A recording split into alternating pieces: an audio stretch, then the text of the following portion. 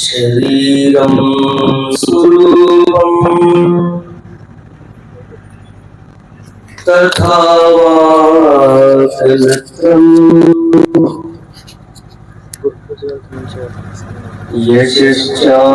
यशश्चारुचित्रम् धनं मेरुतुल्यम्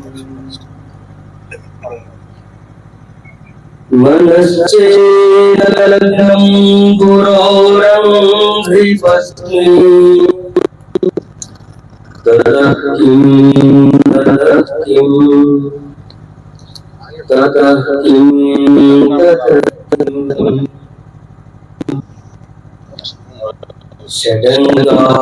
षडङ्गादिवेदो मुखे शास्त्रविद्या कवित्वादिगद्यं सुपद्यं करोति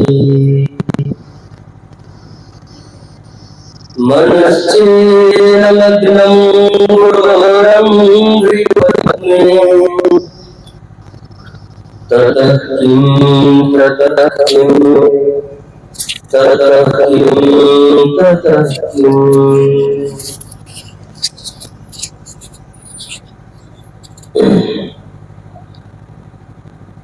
ಸದಾಕಾಲ ಸ್ಮರಣೀಯರಾದ ಮಹಾತ್ಮ ಜಗದ್ಗುರು ಸಿದ್ಧಾರೂಢ ಮಹಾಸ್ವಾಮಿಯನ್ನ, ಸದ್ಗುರು ಷಣ್ಮುಖಾರೂಢ ಯತಿಗಳನ್ನ, ಪರಮಾರಾಧ್ಯ ಶ್ರೀಮನ್ ನಿಜಗುಣ ಶಿವಯೋಗಿಯ ಕೈವಲ್ಯ ಸಾಹಿತ್ಯಕ್ಕೆ ಟೀಕಾ ತಾತ್ಪರ್ಯವನ್ನು ರಚಿಸಿ ಶತಾಯುಷ್ಯ ಪರ್ಯಂತರ ಹಳ್ಳಿ ಪಟ್ಟಣಗಳನ್ನು ಸಂಚರಿಸಿ ನಿಜಗುಣರ ಶಾಸ್ತ್ರ ಬೋಧಿಸಿ ಅನಂತ ಮುಮುಕ್ಷುಗಳ ಉದ್ಧಾರ ಕರ್ತೃಗಳಾದ ಆರೂಢ ಜ್ಯೋತಿ ಶಿವಪುತ್ರ ಅಜ್ಜನವರ ಪವಿತ್ರ ಸನ್ನಿಧಾನದಲ್ಲಿ ಭಕ್ತಿಯ ಪ್ರಣಾಮಗಳನ್ನು ಆಚರಿಸಿ ಆತ್ಮ ಕಲ್ಯಾಣ ಕರ್ತೃ ಪೂಜ್ಯ ಗುರುಗಳವರ ಪಾವನ ಚರಣ ಕಮಲಗಳನ್ನ ಪ್ರಾರ್ಥಿಸಿ ಪೂಜಾರ ಮಧ್ಯನಹಳ್ಳಿ ಸುಕ್ಷೇತ್ರದ ಶ್ರೀ ಸಿದ್ಧಾರೂಢ ಶಿವಾನಂದ ಮಂದಿರದ ಆದಿಗುರುಗಳು ಸಂಕಲ್ಪ ಮಾತ್ರದಿಂದ ಸರ್ವವನ್ನ ನೆರವೇರಿಸುವಂತಹ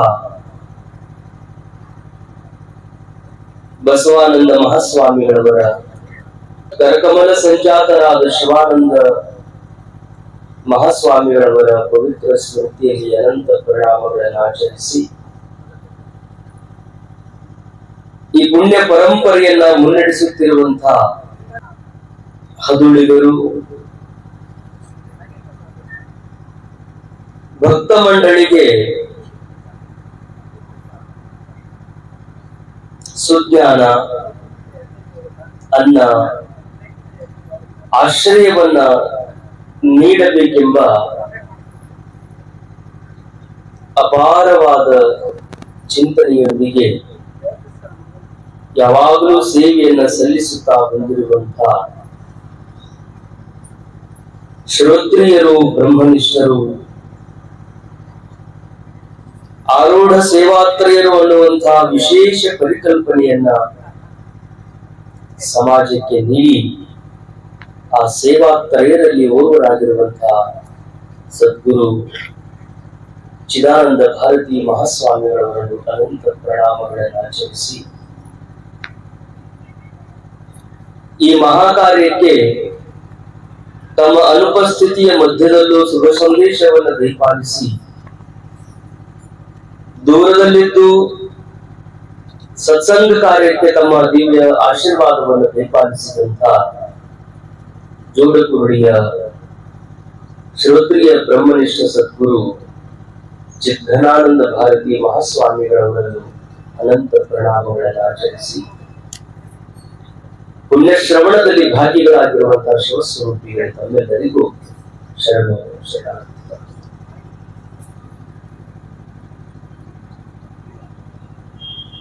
ಬಹು ಪವಿತ್ರವಾಗಿರುವಂತಹ ಕಾರ್ಯದಲ್ಲಿ ನಾವು ನೀವೆಲ್ಲ ಸಮ್ಮಿಲಿತರಾಗಿದೆ.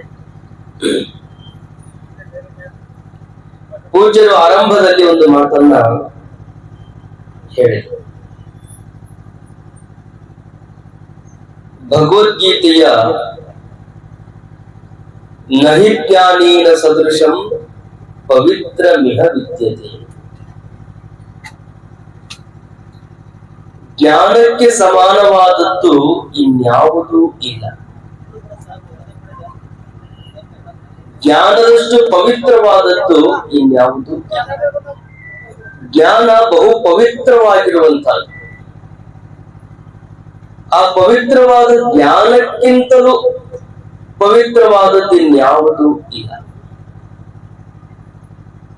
ಪವಿತ್ರ ಅಂತ ಯಾವುದಕ್ಕಂತ ಅಂದ್ರೆ ಶುದ್ಧವಾಗಿರುವಂತಹದ್ದಕ್ಕೆ ಪವಿತ್ರ ಅಂತ.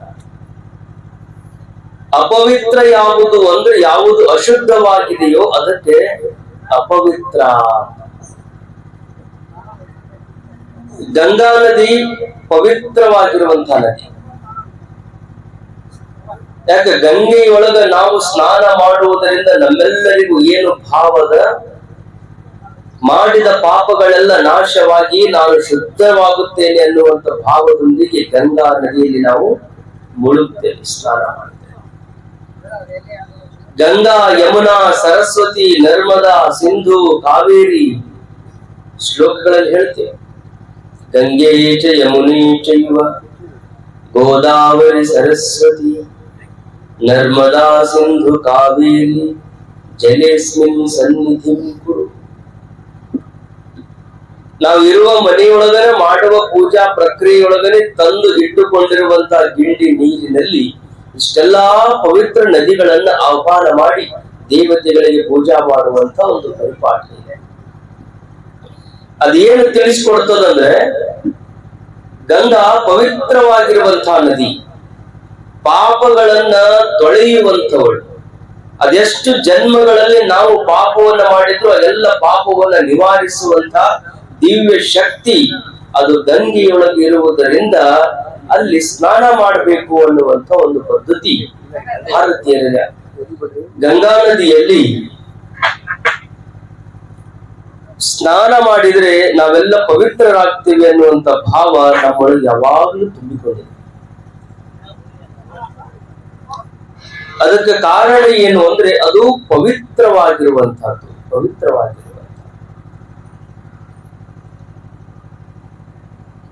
ಪವಿತ್ರಕ್ಕೆ ಇರುವ ಶಕ್ತಿ ಏನು ಅಂದ್ರೆ ಅಪವಿತ್ರವನ್ನ ತೊಳೆಯುವುದು. ಪವಿತ್ರಕ್ಕಿರುವ ಶಕ್ತಿ ಏನು ಅಂದ್ರೆ ಅಪವಿತ್ರವನ್ನ ತೊಳೆಯುವುದು. ನಾವೆಲ್ಲ ನಿತ್ಯ ಸ್ನಾನ ಮಾಡ್ತೀವಿ. ಎಂಥ ನೀರಿನಿಂದ ಸ್ನಾನ ಮಾಡ್ತೀವಿ? ಶುದ್ಧವಾದ ನೀರಿನಿಂದ ಸ್ನಾನ ಮಾಡಿದ್ರೆ ಅಶುದ್ಧವಾದದ್ದೇನಿರ್ತದೆ? ನಾವೆಲ್ಲ ಶುದ್ಧವಾದ ನೀರಿನಿಂದ ಸ್ನಾನ ಮಾಡಿದಾಗ ಅಶುದ್ಧತೆ ನಮ್ಮ ಮೈಯಿಂದ ದೂರ ಆಗ್ತದೆ ಅನ್ನುವ ಕಾರಣ.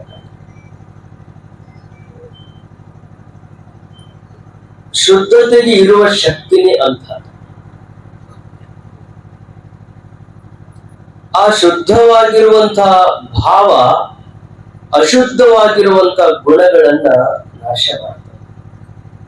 ಇಂದು ಪೂಜ್ಯರು ಕಟ್ಟಿದಂತಹ ಈ ಆಶ್ರಮ ಅವರ ಸಂಕಲ್ಪದ ಶಿಶುವಾಗಿ ಬಾಡಿಗೆಯ ಮನೆಯಲ್ಲೂ ಆರಂಭವಾದರೂ ಭಾವ ಏನಿದೆ ಅಂದ್ರೆ ಅಶುದ್ಧತೆಯನ್ನ ಕಳಿಬೇಕೆನ್ನುವಂತ ಭಾವನೆ. ಅಶುದ್ಧತೆಯ ಭಾವವನ್ನ ಕಳೆಯುವುದಕ್ಕೆ ಇರುವ ಒಂದೇ ಒಂದು ಮಾರ್ಗ, ಅದು ಸತ್ಸಂಗ. ಅದನ್ನು ಬಿಟ್ಟರೆ ಬೇರೆ ಯಾವ ದಾರಿಗಳು ಇಲ್ಲ.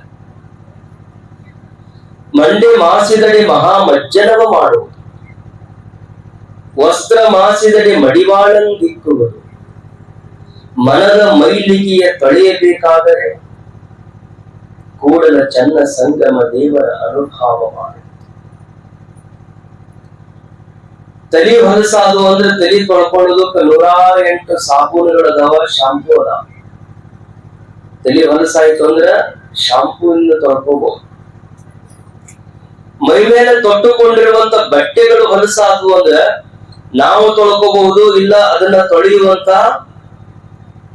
ಲಾಂಡ್ರಿಗಳಿಗೆ ಕೊಟ್ಟು ಬಟ್ಟೆಗಳನ್ನ ಸ್ವಚ್ಛಾಗಿ ತೊಳೆಸಿಕೊಂಡು ಬರಬಹುದು. ಯಾಕಂದ್ರೆ ಇವೆರಡು ಹೊರಗಿನೂ ತಲೆ ನಮ್ಮ ಕೈಗೆ ಸಿಗ್ತದ, ತೊಳ್ಕೊಳಕ್ ಬರ್ತದ. ಬಟ್ಟೆ ಹಾಕೊಂಡಿರ್ತೀವಿ, ಅವನು ತೆಗೆದಿಟ್ಟು ತೊಳ್ಕೊಳ್ಳೋದಕ್ಕೆ ಬರ್ತದ.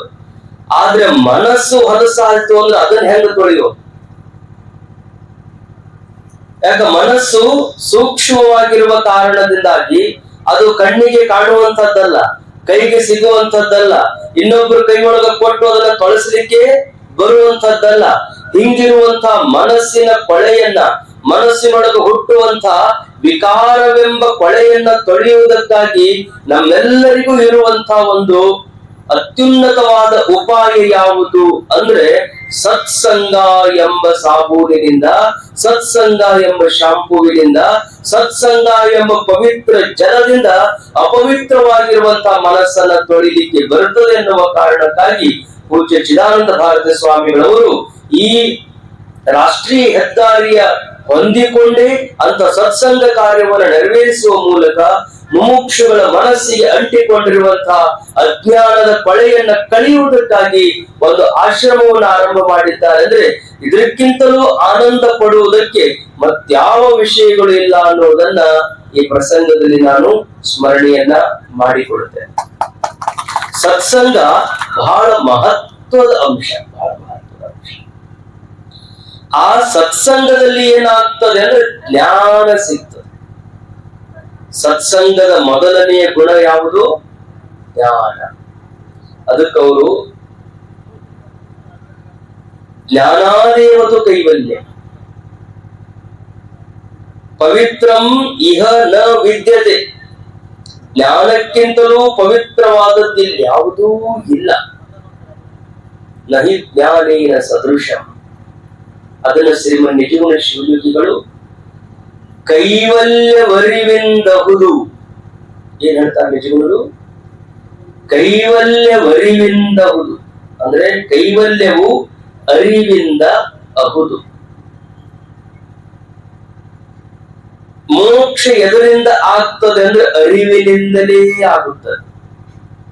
ಮೋಕ್ಷಕ್ಕೆ ಬೇರೆ ದಾರಿಗಳಿಲ್ಲ, ಮೋಕ್ಷಕ್ಕೆ ಬೇರೆ ಬೇರೆ ದಾರಿಗಳಿಲ್ಲ. ಮೋಕ್ಷಕ್ಕಿರುವ ಒಂದೇ ದಾರಿ ಅಂದ್ರೆ ಜ್ಞಾನ.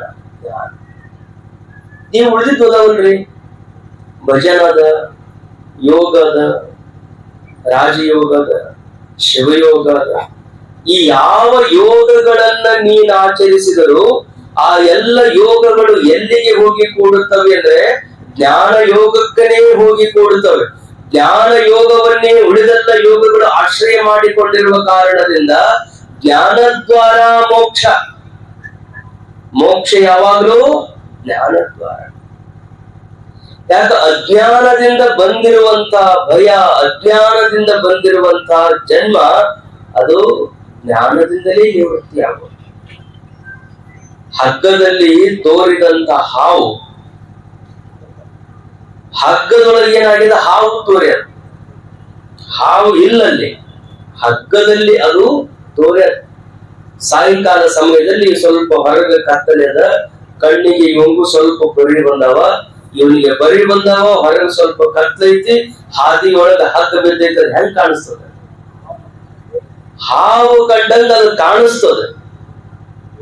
ಹಂಗ ಕಾಣುವಂತ ಹಗ್ಗದ ಜ್ಞಾನ ಆಗದ ಹೊರತು ಹಾವಿನ ಭ್ರಮೆ ನಿವೃತ್ತಿ ಆಗುವುದಿಲ್ಲ. ಅಂದ್ರೆ ಅಲ್ಲಿ ಆಗುತ್ತಿರುವಂತ ಭಯ ಹೋಗ್ಬೇಕಾಗಿತ್ತು ಅಂದ್ರೆ ಮನಿಗೆ ಓಡಿ ಹೋದ್ರೆ ಭಯ ಹೋಗ್ತೈತೇನ್ರಿ? ಹೌದು. ಒಂದು ಬಡಿಗೆ ತಗೊಂಡು ಬಂದು ಅದನ್ನ ಬಡದ್ರ ಭಯ ಹೋಗ್ತೈತೇನ್ರಿ? ಹೋಗುದಿಲ್ಲ.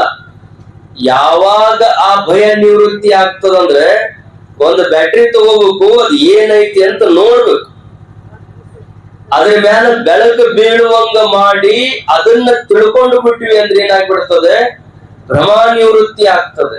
ಹಾವಿನಂತೆ ತೋರುವ ಹಗ್ಗದೊಳಗ ತೋರಿದಂತ ಹಾವಿನ ಭ್ರಮ ನಿವೃತ್ತಿ ಆಯಿತು ಅಂದ್ರೆ ಹೆಂಗ ನಾವು ನಿಶ್ಚಿಂತರಾಗ್ತೀವಲ್ಲ, ಹಂಗ ಅಜ್ಞಾನದಿಂದ ಬಂದಿರುವಂತ ಈ ಜನ್ಮ, ಅಜ್ಞಾನದಿಂದ ಆಗಿರುವಂತ ಈ ದುಃಖ, ಇದೆಲ್ಲವೂ ನಿವೃತ್ತಿ ಆಗಬೇಕಾಗಿತ್ತು ಅಂದ್ರೆ ಜ್ಞಾನ ಒಂದೇ ಮಾರ್ಗವಾದ ಕಾರಣದಿಂದ ಮೊದಲು ಅವರು ನೀಡಿದ ಆದ್ಯತೆ ಯಾವುದು ಅಂದ್ರೆ ಸುಜ್ಞಾನ. ಈ ಆಶ್ರಮಕ್ಕೆ ಬಂದ ತಕ್ಷಣ ಮೊದಲು ಸಿಗೋದು ಯಾವುದು? ಸುಜ್ಞಾನ. ಸುಜ್ಞಾನ ಅಂದ್ರೆ ಅರಿವು. ಅರಿವು ಅಂದ್ರೆ ತನ್ನ ತಿಳುವಳಿಕೆ. ಅರಿವು ಅಂದ ತಕ್ಷಣ ಮತ್ತಿಲ್ಲಿ ಶಿರಾದಿಂದ ಬೆಂಗಳೂರು ಎಷ್ಟು ದೂರ ಐತಿ ಅದ್ರ ಅರಿವು ಮಾಡಿಕೊಡ್ತಾರ.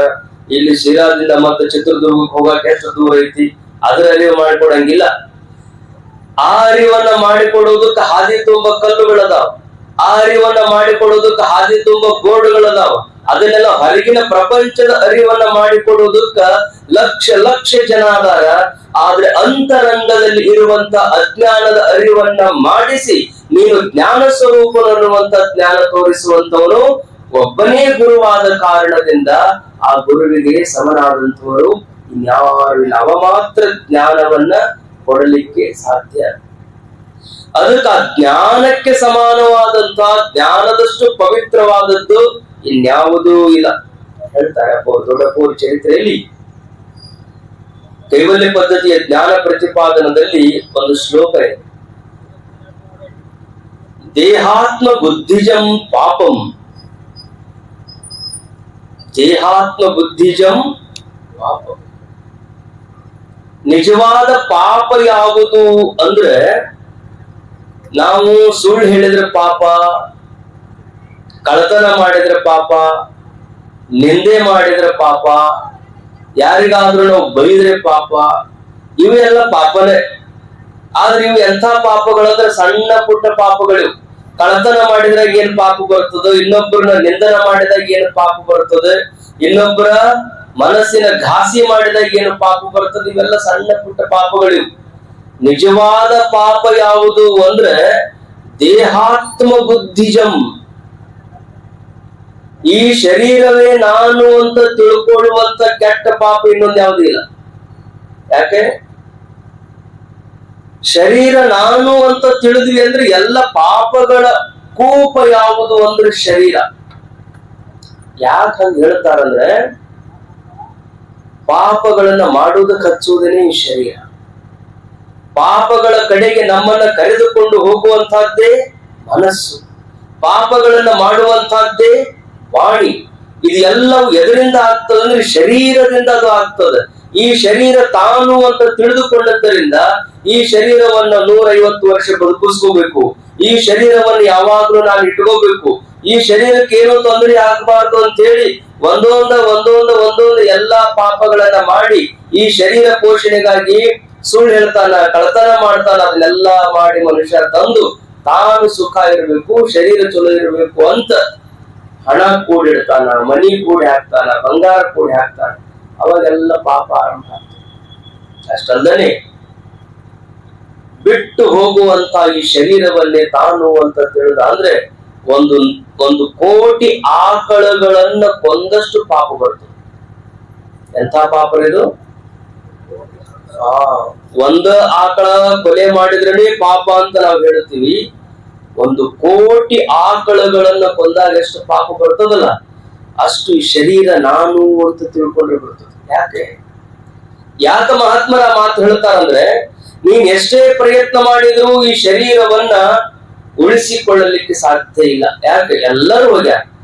ಪಡೆದವರು ಒಡನಾಡಿಗಳು, ಅಚ್ಚ ಸುಖಿಗಳು, ಕಡುಜಾಣರುಗಳು, ರಾಮನಂತ ಅವತಾರಿಗಳು, ಕೃಷ್ಣನಂತ ಅವತಾರಿಗಳು, ಶಂಕರನಂತ ಮಹಾಜ್ಞಾನಿಗಳ ಶರೀರ ತ್ಯಾಗ ಮಾಡಿ ಹೋಗಬೇಕಾಗಿರುವಂತಹ ಪ್ರಸಂಗ ಇರುವ ಕಾರಣದಿಂದಾಗಿ ಅವೇದ್ಯದ ಅಡಿಕೆ, ಮೂತ್ರದ ಕುಡಿಕೆ, ಎಲುಬಿನ ತಡಿಕೆ ಸುಡಲಿ ಈ ದೇಹವ, ಒಡಲ ಹಿಡಿದು ಕೆಡದಿರ ಚನ್ನ ಮಲ್ಲಿಕಾರ್ಜುನಯ್ಯ ನರಿಮರುಳಿ ಅಂತ ಮಹಾದೇವಿ ಅಕ್ಕನಂತ ದಿವ್ಯ ಜ್ಞಾನಿಗಳು ಎಲ್ಲರೂ ಶರೀರವನ್ನು ಬಿಟ್ಟು ಹೋಗ್ಯಾರ.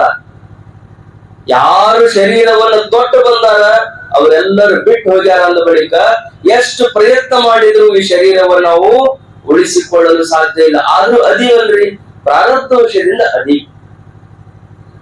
ಎಷ್ಟು ವರ್ಷ ಇರಬೇಕು ಅಂತ ಪರಮಾತ್ಮ ಬರೆದು ಕಳಿಸ್ಯಾನ ಅಷ್ಟು ವರ್ಷ ನಾವು ಇರ್ತೀವಿ ಅಷ್ಟೇ. ಇದಕ್ಕೆ ಯಾರದ ವಾರಂಟಿ ಗ್ಯಾರಂಟಿ ಕೊಟ್ಟು ಕಳಿಸ್ಯಾರಂದ್ರೆ, ನೀವು ಒಂದು ಮೊಬೈಲ್ ಅಂಗಡಿಗೆ ಹೋಗ್ರಿ, ಒಂದು 50,000 ರೂಪಾಯಿ ಕೊಟ್ಟು ಒಂದು ಮೊಬೈಲ್ ತಗೊಂಡ್ರಿ ಅಂದ್ರೆ ಏನ್ ಕೇಳ್ತೀರಿ? ಅವ್ರ ಕಿಡಿ ಒಂದು ಕಾರ್ಡ್ ಕೊಡ್ರಿ, ಒಂದು ಮಿಕ್ಸರ್ ತಂದ್ರ, ವಾಷಿಂಗ್ ಮಷಿನ್ ತಂದ್ರ, ಮನೆಗೊಂದು ಮೊಬೈಲ್ ಇತ್ತು ಅಂದ್ರೆ ಏನೋ ವಸ್ತು ಖರೀದಿ ಮಾಡ್ಕೊಂಡು ಬಂದ್ರು ಅದ್ರೊಳಗೆ ಒಂದು ಕಾರ್ಡ್ ಇಟ್ಟಿರ್ತಾರ, ಆಮೇಲೆ ಒಂದು ತಾರೀಕು ಬರೆದು ಕೊಡ್ತಾರೆ, ನೀವು ತಗೊಂಡ ತಾರೀಕು ಬರೆದು ಇಲ್ಲಿಂದ ಮುಂದೆ 5 ವರ್ಷ 10 ವರ್ಷ ಏನಾದ್ರೂ ಹೊಸಾದು ಕೊಡ್ತೀವಿ ಅಂತ. ಹಂಗ ಪರಮಾತ್ಮ ಹುಟ್ಟಿದ ಬಳಿಕ ಈ ಶರೀರಕ್ಕೆ ಏನೋ ಒಂದು ಕಾರ್ಡ್ ಕೊಟ್ಟು ಕಳ್ಸ್ಯಾನಂದ್ರೆ, ಹೊರಗಿನ ವಸ್ತುಗಳಿಗೆ ವಾರಂಟಿ ಕಾರ್ಡ್ ಇರ್ತದೆ, ಹೊರಗಿನ ವಸ್ತುಗಳಿಗೆ ಗ್ಯಾರಂಟಿ ಕಾರ್ಡ್ ಇರ್ತದೆ. ಆದ್ರೆ ಈ ಶರೀರಕ್ಕೆ ವಾರಂಟಿನೂ ಇಲ್ಲ, ಗ್ಯಾರಂಟಿನೂ ಇಲ್ಲ. ಯಾವಾಗ ಬಂದೈತಿ ಐತಿ ಐತಿ, ಇದು ಯಾವ ಕ್ಷಣದಲ್ಲಿ ಹೋಗ್ತೈತಿ ಗೊತ್ತಿಲ್ಲ. ಒಳಗ ತಗೊಂಡು ಉಸಿರು ಹೊರಗೆ ಬರ್ಲಿಲ್ಲ ಅಂದ್ರೂ ಹೋಗ್ತೈತಿ, ಹೊರಗೆ ಹೋದ ಉಸಿರು ಒಳಗೆ ಹೋಗ್ಲಿಲ್ಲ ಅಂದ್ರೂ ಹೋಗ್ತಿದ್ದ. ಅದಕ್ಕೆ ಇದು ಕ್ಷಣಿಕವಾಗಿರುವ ಕಾರಣದಿಂದಾಗಿ ಈ ಶರೀರವನ್ನ ನೆಚ್ಚಿಕೊಂಡು ನೀನು ಕೂತ್ಕೋಬೇಡ. ಆ ಶರೀರದೊಳಗಿದ್ದು ಅದಕ್ಕೆ ಆಧಾರವಾಗಿ, ಅದಕ್ಕೆ ಅಧಿಷ್ಠಾನವಾಗಿ ಶರೀರವನ್ನ ಪರಮಾತ್ಮ ನಿನಗೆ ಅನುಗ್ರಹಿಸಿದ್ದು ಕಾರಣ ಏನು ಅಂದ್ರೆ, ಇದ್ರೊಳಗಿರುವ ಜೀವ ಚೈತನ್ಯ ಏನದೆ ಅದು ನಿನ್ನ ಸ್ವರೂಪ ಅದ. ಅದನ್ನ ಅರ್ಥ ಮಾಡಿಕೊಂಡು ನೀನು ಪರಮಾತ್ಮನಾಗುವಂತ ಪರಮಾತ್ಮ ಶರೀರವನ್ನು ಅನುಗ್ರಹ ಮಾಡ್ಯಾನ ಹೊರತು ಈ ಶರೀರವೇ ನಾನು ಅಂತ ತಿಳ್ಕೊಳ್ಳುವುದಕ್ಕಾಗಿ ಇದನ್ನ ಪರಮಾತ್ಮ ಅನುಗ್ರಹಿಸಿಲ್ಲ. ಅದಕ್ಕೆ ಆತ್ಮಾಹಂ ಬುದ್ಧಿಜಂ ಪುಣ್ಯಂ, ನಿಜವಾದ ಪುಣ್ಯ ಯಾವುದು ಅಂದ್ರೆ ನಾನು ಆತ್ಮ ಸ್ವರೂಪನಿದ್ದೇನೆ ಅಂತ ಯಾರು ತಿಳ್ಕೊಂತಾರಲ್ಲ ಅವನಂತ ಪುಣ್ಯವಂತನೇ ಯಾರಿಲ್ಲ. ಅವ ದಾನ ಮಾಡ್ಬೇಕಾಗಿಲ್ಲ, ಅವ ಧರ್ಮ ಮಾಡ್ಬೇಕಾಗಿಲ್ಲ, ಅವ ರೊಕ್ಕ ಖರ್ಚು ಮಾಡ್ಬೇಕಾಗಿಲ್ಲ, ಏನು ಮಾಡ್ಬೇಕಾಗಿಲ್ಲ. ನಾನು ಶರೀರ ಅಲ್ಲ, ನಾನು ಆತ್ಮ ಸ್ವರೂಪನಿದ್ದೇನೆ. ನಾನು ಜಡವಾಗಿರುವಂತ ಶರೀರವಲ್ಲ, ಚೈತನ್ಯ ರೂಪಿಯಾಗಿದ್ದೇನೆ. ನಾನು ಅನಿತ್ಯವಾದ ಶರೀರವಲ್ಲ, ನಾನು ನಿತ್ಯ ಚೈತನ್ಯನಾಗಿದ್ದೇನೆ. ನಾನು ಪರಿಚ್ಛಿನ್ನನಾದ ಶರೀರವಲ್ಲ, ಪರಿಪೂರ್ಣನಾಗಿರುವಂತ ಪರಮಾತ್ಮನಿದ್ದೇನೆ ಅಂತ ಯಾವ ಜೀವಿ ತಾನು ತಿಳಿತಾನೆ ಅವನಂತ ಪುಣ್ಯವಂತ ಮತ್ತೆ ಯಾರು ಇಲ್ಲ. ಅದಕ್ಕೆ ಅವ್ರು ಹೇಳ್ತಾರೆ, ಒಮ್ಮೆ ನಾವು ಆತ್ಮಸ್ವರೂಪರು ಅಂತ ತಿಳಿದ್ಬಿಟ್ವಿ ಅಂದ್ರೆ ನ ಭೂತೋ ನ ಭವಿಷ್ಯತಿ, ನ ಭೂತೋ ನ ಭವಿಷ್ಯತಿ. ಆತ್ಮಾಹಂ ಬುದ್ಧಿಜಂ ಪುಣ್ಯಂ, ಒಮ್ಮೆ ನಾನು ಆತ್ಮಸ್ವರೂಪನು ಅನ್ನುವಂತ ಬುದ್ಧಿ ನಿಮಗೆ ಉದಯ ಆಯಿತು ಅಂದ್ರೆ ಅಂತ ಪುಣ್ಯ ಹಿಂದೆಂದೂ ಆಗಿಲ್ಲ, ಮುಂದೆ ಆಗೋಲಿಕ್ಕೂ ಸಾಧ್ಯನೂ ಇಲ್ಲ. ಯಾಕಂತ ಹೇಳ್ತಾರೆ, ನಾನು ಆತ್ಮಸ್ವರೂಪನು ಅನ್ನುವಂತ ಪುಣ್ಯ ನೀವು ಹಿಂದೆ ಮಾಡಿದ್ರಿ ಅಂದ್ರೆ ಈಗ ಹುಟ್ಟುತ್ತಿದ್ದಿಲ್ಲ. ಯಾಕೆ ಮುಕ್ತರಾಗಿಬಿಡುತ್ತೆ. ಮುಕ್ತಿ ನಾನು ಆತ್ಮಸ್ವರೂಪನಿದ್ದೇನೆ ಅಂತ ತಿಳಿದ ಕ್ಷಣದಲ್ಲೇ ಮುಕ್ತನಾಗ್ತಾನೆ. ಅವ ಹಿಂದೆ ತಿಳಿದಿಲ್ಲ ಅನ್ನೋದಕ್ಕೆ ನ ಭೂತಃ, ಹಿಂದ ಅಂತ ಜ್ಞಾನ ಆಗಿಲ್ಲ ಅನ್ನೋ ಕಾರಣಕ್ಕಾಗಿನೇ ಈಗ ಅವ ಜನ್ಮವನ್ನು ತಾಳ್ಯಾನ. ಈಗ ನೀನು ಜನ್ಮ ತೊಟ್ಟು ಬಂದು ನಾನು ಆತ್ಮಸ್ವರೂಪನು ಅಂತ ನೀನು ತಿಳ್ಕೊಂಡಿ ಅಂದ್ರ ನ ಭವಿಷ್ಯತಿ, ಮುಂದ ಜನ್ಮಗಳೇ ಆತನಿಗೆ ಇಲ್ಲ. ಆತ ಮುಕ್ತನಾಗಿ ಬಿಡುತ್ತಾನೆ, ಶಿವಸ್ವರೂಪನಾಗಿ ಬಿಡುತ್ತಾನೆ, ತನ್ನ ಆನಂದದಲ್ಲಿ ತಾನು ರಮಿಸ್ತಾನೆ. ಅಂತ ಆನಂದದ ಅವಶ್ಯಕತೆ ಇವತ್ತಿನ ಜನಾಂಗಕ್ಕೆ. ಎಲ್ಲರಲ್ಲಿ ಇವತ್ತು ಬಹುತರವಾಗಿ ಅನ್ನದ ಕೊರತೆ ಬಹಳ ಮಂದಿಗಿಲ್ಲ. ಅಪ್ಪವ್ರು ಹೇಳಿದಂಗೆ ಅಲ್ಲೊಬ್ರು ಎಲ್ಲರೂ ಇರಬೇಕು. ಅನ್ನ ಬೇಕು ಅನ್ನುವಂಥವ್ರು ಎಲ್ಲೋ ಒಬ್ರು ಇರ್ಬೇಕು. ಮನೆಯಾಗ ಇವತ್ತು ಅನ್ನದ ಕೊರತೆ ಬಹಳ ಮಂದಿಗೆ ಇಲ್ಲ. ರೊಕ್ಕದ ಕೊರತೆ ಅದೂ ಇಲ್ಲ, ಎಲ್ಲರ ಕಡೆಗೂ ರೊಕ್ಕ. ಎಂಥ ಬಡವದಾರಂದ್ರೂ ಅವ್ರ ಮನೆಯೊಳಗೆ ಒಂದು 4 ಮೊಬೈಲ್ ಇರ್ತಾವ. ಎಂತ ಬಡವರದಾರಂದ್ರೂ 4 ಮೊಬೈಲ್ ಇರ್ತಾವ. ಒಂದೊಂದು ಮೊಬೈಲ್ಗೆ 20,000 ಹಿಡಿದ್ರು 80,000 ರೂಪಾಯಿ ಅವ್ರ ಮನೆಯಾಗ ಐತ್ ಅಂದಂಗ. 80,000 ಇದ್ದವ್ರು ಹೆಂಗ್ ಬಡವರು ಇರ್ತಾರ, ಹಂಗ್ ವಿಚಾರ ಮಾಡ್ಕೋತ ಹೋದ್ರೆ ಬಡತನ ಅನ್ನೋದು ಕಡಿಮೆ ಅದ. ಅವರಿಗೆ ಆಹಾರದ ಕೊರತೆ ಇಲ್ಲ, ಅವರಿಗೆ ಹಣದ ಕೊರತೆ ಇಲ್ಲ. ನಿಜವಾಗಿ ಕೊರತೆ ಇರೋದು ಯಾವುದು ಅಂದ್ರೆ ಮನಃಶಾಂತಿಯ ಕೊರತೆ.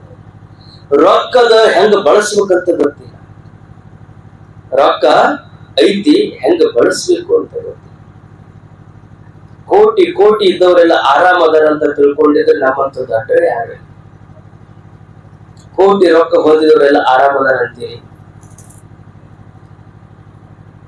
ಹಂಗ ಅರಮನೆ ಇದ್ದವರು, ಅರಮನೆ ತುಂಬಾ ರೊಕ್ಕ ಇದ್ದವರು ಆರಾಮ್ ಇದ್ರು ಅಂದ್ರ ಮೋಳಿಗೆ ಮಾರನಂತವರು, ನಿಜಗುಣನಂತವರು ಯಾಜ್ಞವಲ್ಕ್ಯರಂತವ್ರು ಅವ್ರು ಯಾಕೆ ಅರಮನೆಯನ್ನು ತ್ಯಾಗ ಮಾಡಿ ಯಾಕೆ ಬರ್ತಿದ್ರು? ಬುದ್ಧ ಅರಮನೆಯನ್ನು ಯಾಕೆ ಬಿಟ್ಟು ಬಂದಿರ್ಬೇಕು ಹೇಳಿ? ಏನು ಕೊರತೆ ಇತ್ತು ಬುದ್ಧ ದೇವನಿಗೆ? ಅರಮನೆ ಇತ್ತು, ಮಡದಿ ಇದ್ಲು, ಮಗ ಇದ್ದ. ಎಂಥ ತಂದೆ, ಎಂಥ ತಂದೆ! ಮಗನ ಕಣ್ಣಿಗೆ ರೋಗಿಗಳು ಬೀಳಬಾರದು, ಅನಾರೋಗ್ಯ ಇದ್ದವ್ರು ಬೀಳಬಾರದು, ಮುಖದ ಮೇಲೆ ಗೆರೆ ಇದ್ದವ್ರು ಅವ್ರ ಕಣ್ಣು ಮುಂದೆ ಹಾದು ಹೋಗ್ಬಾರ್ದು. ಯಾಕೆ ಒಂದ್ ಮುಖದ ಮೇಲೆ ಗೆರೆ ಬಿದ್ದೈತಂದ್ರೆ ವಯಸ್ಸಾಗ್ಯಾವ ಅಂತ ಯಾರು ಹೇಳಿದ್ರ ತನಗೂ ವಯಸ್ಸಾಕ್ಕವು ಅಂತ ತಿಳ್ಕೊಂಡು ಅರಮನೆಯನ್ನು ಬಿಟ್ಟು ಹೋದ್ರೆ ಹೆಂಗ ಅಂತ ಅಷ್ಟು ಸೂಕ್ಷ್ಮ ಜೋಪಾನ ಮಾಡಿದ್ದ. ನೀವು ಮನೆಯ ಮಕ್ಕಳನ್ನ ಜೋಪಾನ ಮಾಡ್ತೀರ, ನಿಮಗ್ ಎಷ್ಟು ಕಷ್ಟ ಇದ್ರು ಮಕ್ಕಳಿಗೆ ಏನಂತೀರ ನೀವು? ನಮಗ್ ಬಂದ ಕಷ್ಟ ನಮ್ಮ ಮಕ್ಕಳಿಗೆ ಬರಬಾರ್ದ್ರೆ ಅವ್ರು ಆರಾಮ್ ಇರ್ಬೇಕು, ಆರಾಮ್. ನೀವು ಕಷ್ಟಪಟ್ಟು ಮಕ್ಕಳನ್ನ ಆರಾಮ್ ಇಡ್ಬೇಕು ಅಂತ ಹೆಂಗಂತೀರಿ? ಅವಾಗನೇ ಬುದ್ಧನ ತಂದೆ ವಿಚಾರ ಮಾಡಿದ್ದ. ಒಬ್ಬನೇ ಮಗ ಅದಾನ, ಮನಿ ಬಿಟ್ಟು ಹೋದ್ರೆ ಹೆಂಗ ಅಂತ ವಿಚಾರ ಮಾಡ್ಕೋತ ಸಣ್ಣ ವಯಸ್ಸಿನೊಳಗನೆ ಮದುವೆ ಮಾಡಿದ್ದ. ಸಣ್ಣ ವಯಸ್ಸಿನೊಳಗನೆ ಮಗ ಹುಟ್ಟಿದ. ಅರಮನೆಯ ಹಾದಿಗಳಲ್ಲಿ ಬಾಡಿದ ಹೂಗಳು ಸತ್ಯಕ್ಕೆ ಇರ್ತಿದ್ದಿಲ್ಲ. ಅವಾಗ ಎತ್ತು ಹೊರಗೆ ಬರೋದ್ರೊಳಗನೆ ಯಾವ್ದಾರ ಹೂವು ಬಾಡಿದ್ದು ಗಿಡದಾಗಿತ್ತು ಅಂದ್ರ ಆ ಹೂವನ್ನ ಜೊತೆ ಕಿತ್ಕೊಂಡು ಹೋಗಿರ್ತಿದ್ರು.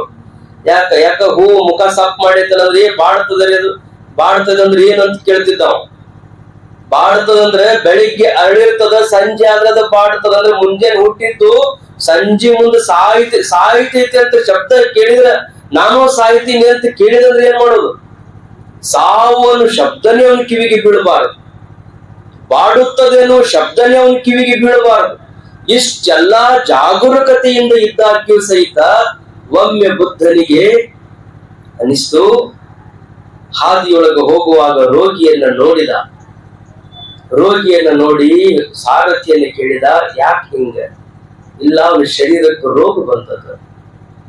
ಏನದು ರೋಗ ಅಂದ್ರ? ಇಲ್ಲ, ಹಿಂಗ ವಯಸ್ಸಾಕೈತಿ, ಹುಟ್ಟಿರ್ತಾರ ಮನುಷ್ಯ, ಹುಟ್ಟಿದ ಬಳಿಕ ವಯಸ್ಸಾದಂಗ ಒಂದೊಂದು ಕಣ್ಣು ಬಂದಿರ್ತಾವ, ಕಿವಿ ಕೇಳಾದಂಗಾವ, ಹಲ್ಲು ಬೀಳ್ತಾವ, ಮುಖದ ಮೇಲೆ ಗೆರಿ ಬರ್ತಾವ, ತಲೆ ಕೂದಲು ಬೆಳಗಾಗ್ತಾವ, ಮೊಣಕಾಲು ಹಿಡಿತಾವ. ಇವೆಲ್ಲ ಏನ್ರಿ ರೋಗದ ಲಕ್ಷಣ ಇವು. ಅವ ಹೇಳಿದ ಹಿಂಗೆಲ್ಲ ಅಕ್ಕವು ಶರೀರಕ್ಕ. ಮತ್ ನನಗ ಅಕ್ಕವನು ಅಂತ ಕೇಳಿದವ. ನಿನಗಲ್ಲ, ಶರೀರ ಯಾರಿಗೆ ಐತಲ್ಲ ಅವ್ರೆಲ್ಲರಿಗೂ ಆಗುದನೆ. ಕಣ್ಣು ಮಂದ ಆಗುದನೆ, ಕಿವಿ ಮಂದ ಆಗುದನೆ, ಹಲ್ಲು ಬೀಳುವುದನೆ. ಏನು ಒಬ್ಬೊಬ್ರು ಒಂದೊಂದು ಆಗ್ಲಿಕ್ಕಿಲ್ಲ, ಆದ್ರೆ ಎಲ್ಲ ಲಕ್ಷಣಗಳು ಬರತಾವ. ಶರೀರಕ್ಕ ಮುಪ್ಪು ಬರ್ತೈತಿ ಅಂತ ರೋಗಿಯ ಲಕ್ಷಣ ಹೇಳ್ಕೋತ ಹೋಗುದ್ರೊಳಗನೆ ಮುಂದೊಂದು ಶವಯಾತ್ರೆ ನಡೆದಿತ್ತು. ಅದು ಏನಂದ? ಸತ್ತವನನ್ನು ಹೊತ್ಕೊಂಡು ಹೊರಟಿದ್ರು. ಸತ್ತಾನ ಅಂದ್ರೆ ಏನಂದ? ಸತ್ತಾನ ಅಂದ್ರೆ ಒಳಗೇನ ಗಾಳಿ ಹೋಗುದು ಬರುದು ಮಾಡ್ತದಲ್ಲ ನಮ್ಮ ಶರೀರದೊಳಗ. ಯಾವತ್ ಪವನೋ ನಿವಸತಿ ದೇಹೇ ತಾವತ್ ಪುಚ್ಛತಿ ಕುಶಲಂ ಕೇಹಿ.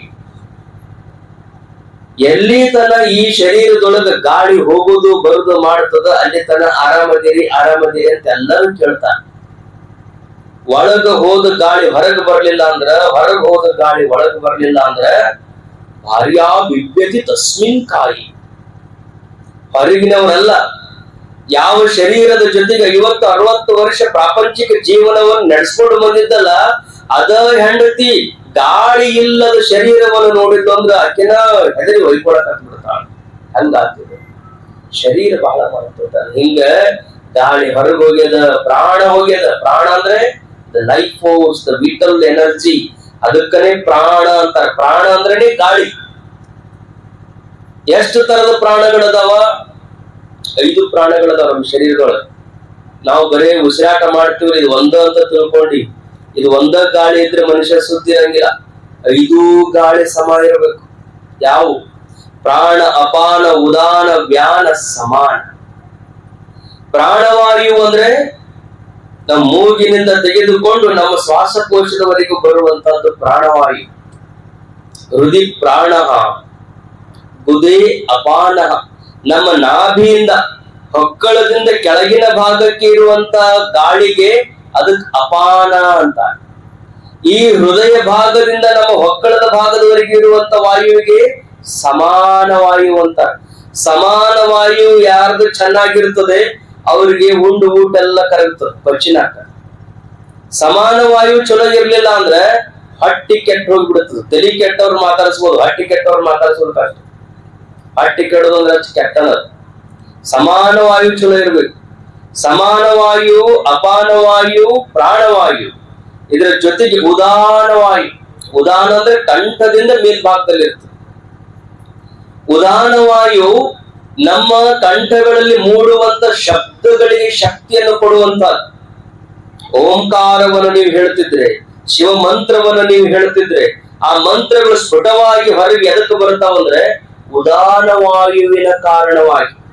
ಇನ್ನ ಈ ಎಲ್ಲ ವಾಯುಗಳಿಗೆ ಸಮಾನವಾಗಿರುವಂತಹದ್ದು ಯಾವುದು ಅಂದ್ರೆ ವ್ಯಾನ. ಅದು ಇಡೀ ಶರೀರದ ತುಂಬ ಇರ್ತದೆ. ಈ 5 ವಾಯುಗಳಿಗೆ ಮತ್ತು 5 ಉಪವಾಯುಗಳದಾವ. ಕ್ರಕರ, ಕೂರ್ಮ, ದೇವದತ್ತ, ಧನಂಜಯ ಅನ್ನುವಂಥ 5 ಉಪವಾಯುಗಳದ. ಶರೀರವನ್ನ ಈ ಮುಖ್ಯವಾಗಿರುವ ಪಂಚ ಪ್ರಾಣಗಳು ಬಿಟ್ಟು ಹೋದ ಬಳಿಕನು ಇನ್ನು ಉಳಿದ 5 ವಾಯುಗಳು ಶರೀರದ ಜೊತೆಗೆ ಇರ್ತಾವ. ಅವು ಒಂದೊಂದು ದಿವಸ ಬಿಟ್ಟು ಹೋಗ್ತಾವ. ಎಲ್ಲದಕ್ಕಿಂತಲೂ ಕೊನೆಯದಾಗಿ ಶರೀರದಿಂದ ಬಿಟ್ಟು ಹೋಗುವಂತ ವಾಯು ಯಾವುದು ಅಂದ್ರೆ ಧನಂಜಯ ವಾಯು. ಧನಂಜಯ ವಾಯು ಅಂದ್ರೆ ಶರೀರವನ್ನು ಬಾಯುವಂಗ ಮಾಡ್ತದೆ. ಎಲ್ಲಿಟ್ರು ಉಬ್ಬುತ್ತದೆ ಶರೀರ. ಮಣ್ಣಾಗ ಹೋಗುದ್ರೂ ಇದು ಉಬ್ಬುತ್ತದೆ, ಬಾವು ಬರ್ತದೆ. ಬಾವು ಬಂದು ಶರೀರ ಒಂದು ದಿವಸ ಒಡಿತದೆ. ಯಾವಾಗ ಶರೀರ ಸೀಳುತ್ತದೆ, ಒಡಿತದೆ, ಅವಾಗ ಧನಂಜಯ ವಾಯು ಈ ಶರೀರವನ್ನ ಬಿಟ್ಟು ಹೋಗ್ತದೆ. ಕೊನೆಯದಾಗಿ ಶರೀರ ತ್ಯಾಗ ಮಾಡುವಂತದ್ದು ಅಂದ್ರೆ ಧನಂಜಯ ವಾಯು. ಇಂಥವೆಲ್ಲ ವಾಯುಗಳದಾವ, ಅವು ಒಳಗೆ ಹೋಗುದು ಬರುದು ಮಾಡ್ಕೋತದಾವಂತ ಮನುಷ್ಯ ತಿರುಗಾಡ್ಕೊಂತದಾನ. ವಾಯು ಬಂದ್ ಆತು ಅಂದ್ರ ಅವನು ಹೊತ್ಕೊಂಡು ಮತ್ತೊಬ್ರು ಹೋಗ್ಬೇಕಾಗ್ತೈತಿ. ಈಗ ಶರೀರವನ್ನು ಹೊತ್ಕೊಂಡು ಅವ ಅಡ್ಡಾಡ್ತಿದ್ದ, ವಾಯು ಬಂದ್ ಆದ ಬಳಿಕ ಅವನು ಹೊರೋದಕ್ಕೆ 4 ಜನ ಬೇಕಾಗ್ತದೆ. ಹಿಂಗೆ ಆ ಶವಯಾತ್ರೆಯ ಬಗ್ಗೆ ಅವ ವರ್ಣನೆಯನ್ನು ಮಾಡಕತ್ತ. ವಾಯು ಹೋಗ್ಯದ, ವಾಯು ಹೋಯ್ತು ಅಂದ್ರೆ ಅವ ಸತ್ತಾನ ಅಂತಾರ. ಸತ್ತಾನ ಅಂದ್ರೆ ಅವನ್ನ ಹುಗ್ಗಿಬೇಕಾಗ್ತದ. ಅವಾಗ ಇವಾಗ ವಿಚಾರ ಮಾಡಿದ, ನಾವು ಒಂದ್ ದಿವ್ಸ ಹಿಂಗ್ ಸಾಹಿತ್ಯವನ್ನ ಅಂತ ಕೇಳಿದ. ಯಾವುದು ಸಂಯೋಗ ಆಗ್ಯದ ಅದು ಯೋಗ ಆಗ್ತದೆ. ಯಾವುದು ಹುಟ್ಟಿ ಬಂದದ ಅದು ಸಾಯಲೇಬೇಕು. ಜಾತಸ್ಯ ಹಿ ಧ್ರುವ ಮೃತ್ಯು ಧ್ರುವಂ ಜನ್ಮ ಮೃತಸ್ಯ ಚ ತಸ್ಮಾದ ಪರಿಹಾರ್ಯರ್ಥೆ ನತ್ವಂ ಶೋಚಿತು ಮರ್ಹಸಿ. ಅರ್ಜುನ, ನೀನು ವಿಚಾರ ಮಾಡುವುದಕ್ಕೆ ಏನು ದಾರಿನೇ ಇಲ್ಲ, ಶೋಕ ಮಾಡುವುದಕ್ಕೆ ಯಾವ ದಾರಿಗಳು ಇಲ್ಲ. ಯಾಕಂದ್ರೆ ಮುಂದೆ ನಿಂತಂತ ಅವರನ್ನ ನೀನು ಕೊಲ್ಲದಿದ್ರೆ ಪ್ರಾರಬ್ಧ ಮುಗಿದ್ಮೇಲೆ ಅವರೇ ಸಾಯ್ತಾರೆ. ಯಾಕೆ? ಜಾತಸ್ಯ ಹಿ ಧ್ರುವ ಮೃತ್ಯು. ಯಾವುದು ಹುಟ್ಟುತ್ತದ ಅದಕ್ಕೆ ಸಾವದ, ಯಾವುದು ಸಾಯ್ತದದು ಹುಟ್ಟುತ್ತದೆ. ಪುನರಪಿ ಜನನಂ ಪುನರಪಿ ಮರಣಂ, ಇದು ಕಾಲಚಕ್ರದಪ್ಪ. ಹಿಂಗಿದ್ದಾಗ ಚಿಂತೆ ಮಾಡ್ಬೇಡ ಅಂತ ಹೆಂಗ್ ಹೇಳ್ತಾನಲ್ಲ, ಹಂಗ ಆ ಬುದ್ಧ ದೇವನಿಗೆ ಸಾರಥಿ ಹೇಳಿದ, ಎಲ್ಲರೂ ಒಂದು ದಿವಸ ಸಾಯಲೇಬೇಕು. ಅವಾಗ ರಥವನ್ನ ಅರ್ಧದಲ್ಲಿನೇ ಹೊರಡಿಸಿಕೊಂಡು ಅರಮನೆಗೆ ಬಂದು ಅದೇ ವಿಚಾರದಲ್ಲಿ ತನ್ಮಯನಾಗ್ಬಿಟ್ಟ. ಬಾಡಿದ ಹೂಗಳು, ಹಾದಿಯಲ್ಲಿ ಕಂಡಂತಹ ರೋಗಿ, ಹಾದಿಯಲ್ಲಿ ನಡೆದಂತಹ ಶವಯಾತ್ರೆ, ಇದೆಲ್ಲ ಕಣ್ಣು ಮುಂದೆ ಕಾಣುತ್ತಿರುವಾಗ ಅವನಿಗನಿಸ್ತು, ನಾನು ಎಷ್ಟು ಮೂರ್ಖನಾಗಿ ಇಲ್ಲೇ ಕೂತ್ಕೊಂಡು ಬಿಟ್ಟಿನಲ್ಲ. ಪರಮಾತ್ಮ ಇದನ್ನ, ಈ ಶರೀರವನ್ನು ಎದುರು ಸಲುವಾಗಿ ಅನುಗ್ರಹ ಮಾಡ್ಯಾನ ಅನ್ನೋದನ್ನೇ ಮರೆತು ಬಿಟ್ಟಿನಲ್ಲ.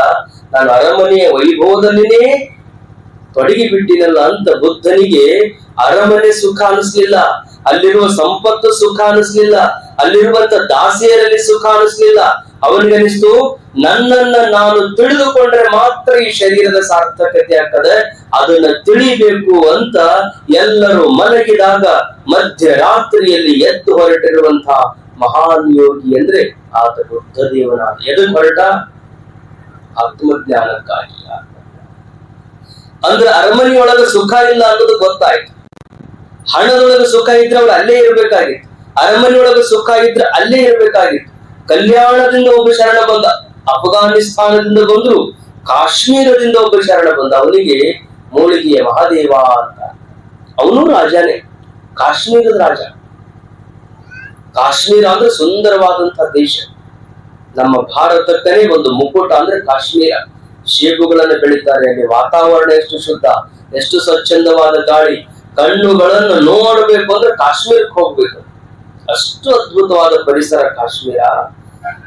ಆ ಕಾಶ್ಮೀರದ ರಾಜನಿಗೆ ಅನಿಸ್ತು, ಈ ರಾಜತ್ವದಲ್ಲಿ ಏನು ಸುಖ ಇಲ್ಲ, ಬಂಗಾರದ ಕಿರೀಟವನ್ನ ತಲೆ ಮೇಲೆ ಇಟ್ಟುಕೊಂಡಾಗ ಬರೀ ಚಿಂತಿನ ತುಂಬಿಕೊಂಡಿರ್ತಾವ. ಯಾವಾಗ ಈ ಕಿರೀಟವನ್ನ ಯಾರು ಕಸ್ಕೊಂತಾರ ಏನೋ, ಈ ಕಿರೀಟ ಯಾರ ಪಾಲ್ ಹಾಕೈತೇನೋ, ಯಾವ ವೈರಿಗಳು ಬಂದು ನನ್ನನ್ನ ಮುತ್ತಿಗೆ ಹಾಕಿ ನನ್ನ ಸಾಮ್ರಾಜ್ಯವನ್ನ ನಾಶ ಮಾಡ್ತಾರೇನು ಅಂತ ತಲೆ ಮೇಲೆ ಕಿರೀಟ ಹೊಟ್ಟುಕೊಂಡಾಗ ಸಾವಿರ ಸಾವಿರ ಚಿಂತೆಗಳು ನನ್ನನ್ನ ಕಾಡಕತ್ತಾವ. ಈ ಚಿಂತೆಗಳಿಂದ ಮುಕ್ತನಾಗಬೇಕಾಗಿತ್ತು ಅಂದ್ರೆ ಈ ರಾಜ್ಯ ಪದವಿಯನ್ನು ತ್ಯಾಗ ಮಾಡಬೇಕು ಅಂತ ಕಿರೀಟವನ್ನು ತೆಗೆದು ಹತ್ತಿರಕ್ಕಿಟ್ಟು ಕಲ್ಯಾಣಕ್ಕೆ ಬಂದು ಕಟ್ಟಿಗೆ ಕಡಿಯುವ ಕಾಯಕವನ್ನು ಶುರು ಮಾಡಿದಂತ ರಾಜ ಇಲ್ಲಿ ಬಂದು ಕಟ್ಟಿಗೆ ಕಡಿದು ಕಟ್ಟಿಗೆ ಮಾರಿ ಅದರಿಂದ ದಾಸೋಹ ಮಾಡಿ ಅದರಿಂದ ಆನಂದವನ್ನು ಅನುಭವಿಸೋದಕ್ಕೆ ಶುರು ಮಾಡಿದ. ಬಸವಣ್ಣವರಿಗೆ ಮನಸ್ತಂತೆ, ರಾಜ ಇದ್ದವ ಎಲ್ಲಾ ಬಿಟ್ಟು ಬಂದು ಪಾಪ ಕಟ್ಟಿಗೆ ಕಡಿದು ಎಷ್ಟು ತ್ರಾಸ ತಗೊಳಕತ್ತದೇನೋ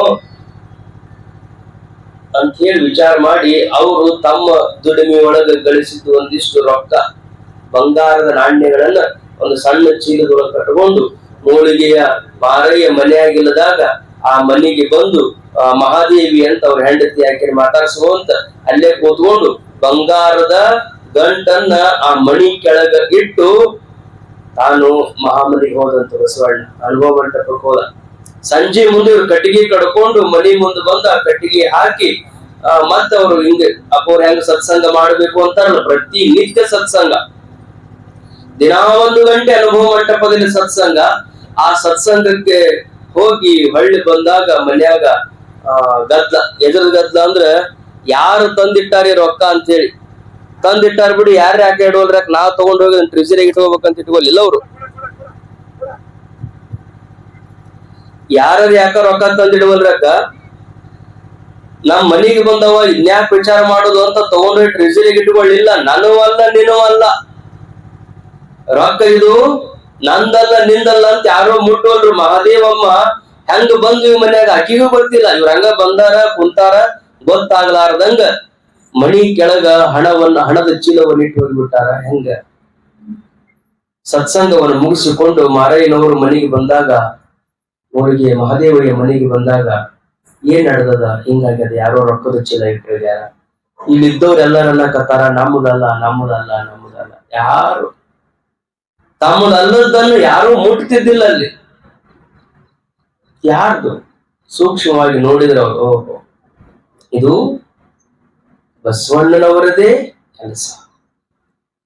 ಶರಣರಿಗೆ ಒಂದು ಸಣ್ಣ ನೋವಾದ್ರೂ ಅವ್ರ ಮನಸ್ಸಿಗೆ ನೋವಾಗ್ತದೆ. ನಾನು ರಾಜ ಇದ್ದಾವ ಇಲ್ಲಿ ಬಂದು ಪಾಪ ಕಟ್ಟಿಗೆ ಕಡಿದು ಹಿಂಗ ಮಾರಾಟ ಮಾಡ್ಕೊಂಡು ಬದುಕಾಕತ್ತಾರ, ಏನ್ರ ಕೊರತೆ ಆಗೈತಿ ಅಂತ ಮಕ್ಕಳ ಬಗ್ಗೆ ತಾಯಿ ವಿಚಾರ ಮಾಡಿದಂಗ ಬಸವಣ್ಣ ನಮ್ಮ ಬಗ್ಗೆ ವಿಚಾರ ಮಾಡಿ ನಮ್ಮ ಬಡತನ ದೂರ ಮಾಡ್ಬೇಕಂತ ಈ ಬಂಗಾರದ ನಾಣ್ಯಗಳ ಚೀಲ ತಂದಿಟ್ಟಾನಂತ ಅವ್ರಿಗೆ ಅರ್ಥ ಆಗ್ತದ. ಹೆಂಗ ಅಪ್ಪವರು ಒಳಗೊಂದು ಒಂದು ಸೂಕ್ಷ್ಮತೆ, ಒಂದು ತಾಯಿಯ ಕರುಳು ಅಂತ ಇರ್ತೈತೆ, ಅದು ವಿಚಾರ ಮಾಡ್ತಾರೆ. ಅವ್ರಿಗೆ ಪಗಾರದ ನೌಕರಿ ಅದ ಬೇಕಾದಂಗ ಅವರು, ನಾವು ನೀವು ಲೋಕದ ಜನ ಅನ್ಕೊಳ್ಳುವಂಗ ಆರಾಮ್ ಇರಬಹುದು, ಅವ್ರಿಗೆ ಅನಿಸ್ತದೆ ಅದು ಆರಾಮ್ ಅಲ್ಲಪ್ಪ. ಖರೆ ಅಂದ್ರೆ ಭಕ್ತರ ಜೊತೆಗೆ ಕೂಡಿ ಸತ್ಸಂಗದಲ್ಲಿ ಭಾಗಿಯಾಗಿ ಹಸಿದು ಬಂದವರಿಗೆ ಅನ್ನವನ್ನು ನೀಡುವುದರೊಳಗಿರುವಂತ ಆನಂದ ಇನ್ಯಾವುದ್ರೊಳಗೂ ಇಲ್ಲ ಅಂತ ಅವ್ರಿಗೆ ಹೆಂಗ ತಿಳಿದದೆ. ಹಂಗ ಬಸವಣ್ಣವ್ರ ಭಾವನ ಹಂಗೆ ಇತ್ತು, ಯಾರಿಗೂ ನೋವು ಆಗ್ಬಾರ್ದು. ಅದು ಮೋಳಿಗೆ ಮಹರೇನವರಿಗೆ ಅರ್ಥ ಆಗಿ ಆ ಗಂಟನ್ನು ತಗೊಂಡು ಅನುಭವ ಮಂಟಪಕ್ಕೆ ಬಂದ್ರು. ಬಸವಣ್ಣವರೇ, ಇದು ನೀವೇ ಮಾಡಿದ ಕಾರ್ಯ. ನಿತ್ಯ ಸತ್ಸಂಗದಲ್ಲಿ ಭಾಗಿಯಾಗಿ ನಿತ್ಯ ಕಾಯಕವನ್ನು ಮಾಡಿ ಪರಿಶ್ರಮದಿಂದ ಹಣವನ್ನು ಸಂಪಾದಿಸುವಂತಹ ಶರಣರಿಗೆ ಬಡತನ ಐತಿ ಅಂತ ನೀವು ತಲೆಯಾಗ ವಿಚಾರ ಮಾಡಿದ್ದೇ ತಪ್ಪು. ನಿತ್ಯ ಕಾಯಕವ ಮಾಡುವಂಗೆ ಲಕ್ಷ್ಮಿ ತಾನಾಗಿ ಏರ್ಪಡು. ದಿನ ದುಡಿದ ಬದುಕ್ತೀನಿ ಅನ್ನೋನಿಗೆ ರೊಕ್ಕದ ಕೊರತೆ ಇರ್ತದ, ದುಡಿದು ತಿಂತೀನಿ ಅನ್ನೋನಿಗೆ, ದುಡಿದು ಬದುಕ್ತೀನಿ ಅನ್ನೋನಿಗೆ, ನನ್ನ ದುಡಿಮೆ ಬಲದಿಂದ ನಾನು ಜೀವಿಸ್ತೀನಿ ಅನ್ನೋನಿಗೆ ಲಕ್ಷ್ಮಿಯ ಕೊರತೆ ಎಂದೂ ಆಗುವುದಿಲ್ಲ. ಯಾಕಂದ್ರೆ ಅವನು ದುಡಿಮೆ ಅಷ್ಟಿರ್ತದೆ, ಖರ್ಚಿರ್ತದೆ, ಅಷ್ಟ್ರೊಳಗ ಅವ ಆರಾಮಿರ್ತಾನ. ಅವನಿಗೆ ಲಕ್ಷ್ಮಿ ಕೊರತೆ ಎಂದೂ ಆಗುವುದಿಲ್ಲ. ಯಾರು ದುಡಿಯಂಗಿಲ್ಲ, ಹಂಗ ಬರ್ಬೇಕು, ಹೋಗಿದ್ರು ಸಾಲಂಗಿಲ್ಲ. ದುಡಿದವ್ರಿಗೆ ಅದ್ರ ಮಹತ್ವ ಗೊತ್ತಿರ್ತದೆ. ಖರ್ಚು ಎಷ್ಟು ಮಾಡಬೇಕು, ಹೆಂಗ ಉಳಿಸ್ಬೇಕು, ಹೆಂಗ ಬಳಸ್ಬೇಕು, ಹೆಂಗ ಗಳಿಸ್ಬೇಕು, ಅವ್ರಿಗೆ ಆ ಕ್ರಮ ಗೊತ್ತಿರ್ತದೆ. ಅದನ್ನ ಹೇಳ್ತಾರ ಅವ್ರು, ನಾನ್ ನಿತ್ಯ ಕಾಯಕ ಮಾಡ್ತೀನಿ, ಕಟ್ಟಿಗೆ ಕಡಿತೀನಿ, ಮಾರ್ಕೊಂತೀನಿ, ಆಮೇಲೆ ತಂದು ದಾಸೋಹವನ್ನು ಮಾಡ್ತೀನಿ, ನನಗೇನು ಬಡತನ ಇಲ್ಲ. ಬಡತನ ಅಂತ ನಿಮ್ಗೆ ಅನಿಸಿದ್ರೆ ಬರ್ರಿ ನಮ್ಮ ಮನೆಗೆ ಹೋಗೋಣ, ತನ್ನ ಶ್ರೀಮಂತಿಕೆ ಅಂತದ್ದೇ ತೋರಿಸ್ತೇನೆ ಬರ್ರಿ ಅಂತ ಎಲ್ಲಾ ಶರಣರನ್ನ ಅನುಭವ ಮಂಟಪದಿಂದ ಕರ್ಕೊಂಡು ಮೋಳಿಗೆಯ ಮಹಾದೇವ ಮನೆಗೆ ಬಂದು ಮನೆಯ ಬಾಗಿಲದಲ್ಲಿ ಏನು ಕಟ್ಟಿಗೆ ಹೊರೆಯನ್ನು ತಂದು ಹಾಕಿದ್ದಲ್ಲ, ಆ ಕಟ್ಟಿಗೆ ಹೊರೆಯ ಮುಂದೆ ನಿಂತು ಬಸವಣ್ಣನ ಪಾದ ಪೂಜೆಯನ್ನು ಮಾಡಿ ಆ ಪಾದೋದಕವನ್ನು ತೆಗೆದುಕೊಂಡು ಆ ಕಟ್ಟಿಗೆ ಹೊರೆಗೆ ಹಿಂಗೆ ಒಗ್ಗಿದ್ರೆ ಕಟ್ಟಿಗೆ ಹೊರೆಯೆಲ್ಲ ಬಂಗಾರದ ಗಂಟಾಗಿ ಪರಿವರ್ತನೆ ಆಗಿದೆ. ಎಷ್ಟಿರಬೇಕು ಆ ಕಾಯಕದ ಶಕ್ತಿ. ಶುದ್ಧವಾದ ಮನಸ್ಸಿಗೆ ಎಲ್ಲವನ್ನು ಸಾಧಿಸುವ ಶಕ್ತಿ ಇರ್ತದೆ. ಶುದ್ಧವಾದ ಮನಸ್ಸಿಗೆ ಸಂಕಲ್ಪ ಮಾಡಿದ್ರೆ ಸಾಕು. ಆ ಸಂಕಲ್ಪ ಯಾಕೆ ಈಡೇರುತ್ತದಂದ್ರೆ ಒಳಗ ಮನಸ್ಸು ಶುದ್ಧವಾಗಿತ್ತು ಅಂದ್ರೆ ಅದು ಪರಮಾತ್ಮ ನಮ್ಮನ್ನ ಬೆನ್ನ ಹತ್ತಾನೆ, ಪರಮಾತ್ಮ ನಮ್ಮ ಜೊತೆಗಿದ್ದು ನಮ್ಮೆಲ್ಲ ಸಂಕಲ್ಪಗಳನ್ನು ಈಡೇರುವಂತೆ ಮಾಡ್ತಾನೆ. ಆ ಶುದ್ಧವಾದ ಮನಸ್ಸೇ ಬಹಳ ದೊಡ್ಡದು. ಆ ಶುದ್ಧವಾದ ಮನಸ್ಸು ಆನಂದವನ್ನು ಕೊಡ್ತೈತೆ ಹೊರತು ಹೊರಗಿನ ಸಂಪತ್ತು ಆನಂದ ಕೊಡುವುದಿಲ್ಲ.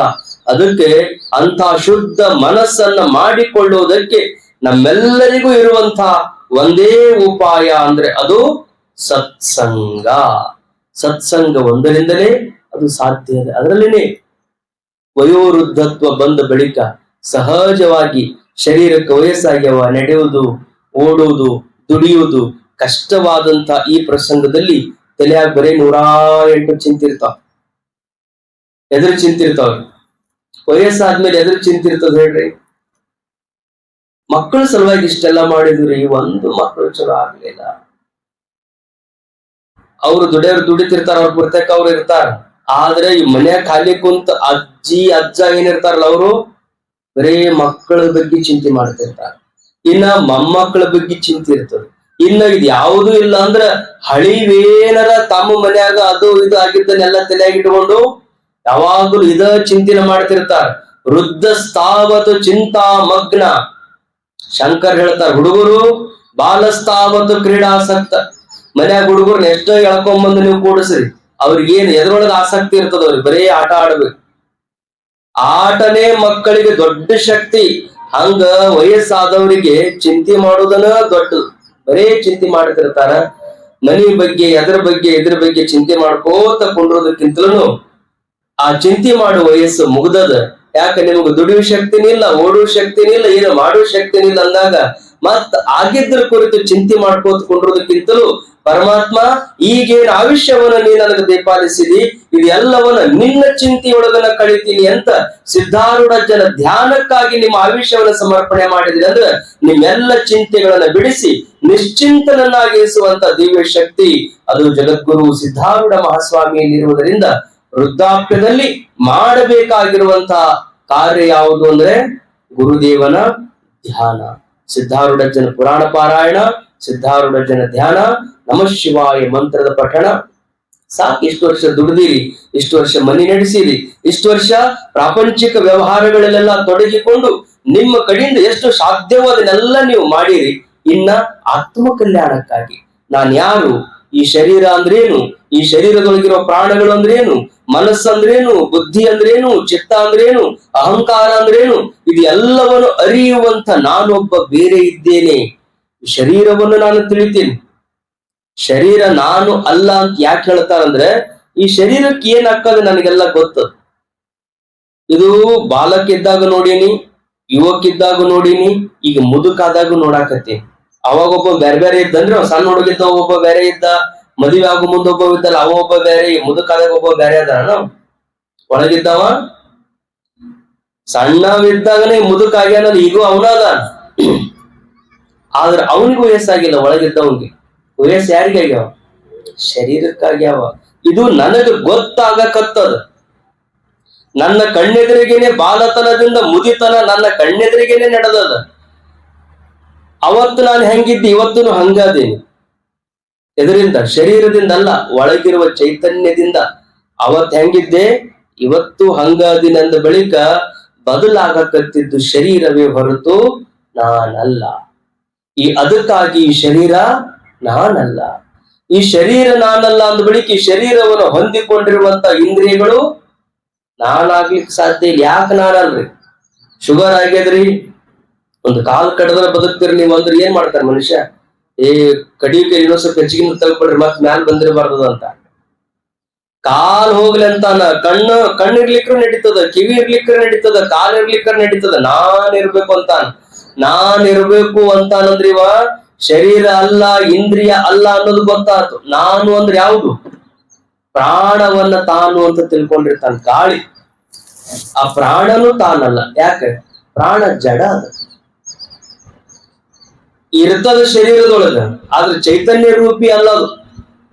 ಮನ್ಯಾಗ 1 ಕೋಟಿ ರೂಪಾಯಿ ಗಳಿಸಿಟ್ಟು ಟ್ರೆಸಿನೊಳಗೆ ಕಿಲ್ಯಾಗಿಟ್ಟು ಮಕ್ಕೊಂಡಿರಿ, ಚಾವಿ ತೆಲ್ದಮಿಗೆ ಇಟ್ಕೊಂಡಿರಿ. ಆದ್ರ ಕಳ್ರು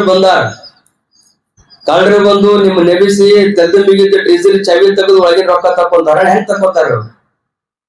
ಸಪ್ಪಳ ಮಾಡಂಗಿಲ್ಲ ಅವ್ರು, ಮೆತ್ತಗ ಬರ್ತಾರ. ನೀ ಎಲ್ಲೇ ಮಕ್ಕೊಂಡಿದ್ರು ಎಚ್ಚರ ಆಗ್ಲಾರದಂಗ ಟ್ರೆಸಿರಿ ಚಾವಿ ತೆಗೆದು ಒಳಗಿನ ರೊಕ್ಕ ಎಲ್ಲ ತಗೊಂಡ್ ಹೋಗಿರ್ತಾರ. ಅವಾಗ ನಮ್ದು ಉಸಿರಾಟ ನಡೆದೈತಿಲ್ರಿ? ಅವ ಪ್ರಾಣ ಇರ್ತೈತಿಲ್ಲ? ಪ್ರಾಣ ಇರ್ತೈತಿ, ಪ್ರಾಣ ಅಲ್ಲೇ ಐತಿ, ಅಲ್ಲೇ ಕಳತನ ನಡೆದೈತಿ, ಇವನು ಅಲ್ಲೇ ಅದಾನ. ನೀ ಗಳಿಸಿದ ರೊಕ್ಕ ತಗೊಂಡ್ ಹೊಂಟಾರ, ಎದ್ದೇಳಂತದ್ ಎಬ್ಸ್ತೈತೇನ್ರಿ? ಅದು ಎಬ್ಸ್ಬೇಕಾಗಿತ್ತು ಪ್ರಾಣ. ಯಾಕ? ಗಳಿಸ್ಯಾನ ಕಷ್ಟಪಟ್ಟು.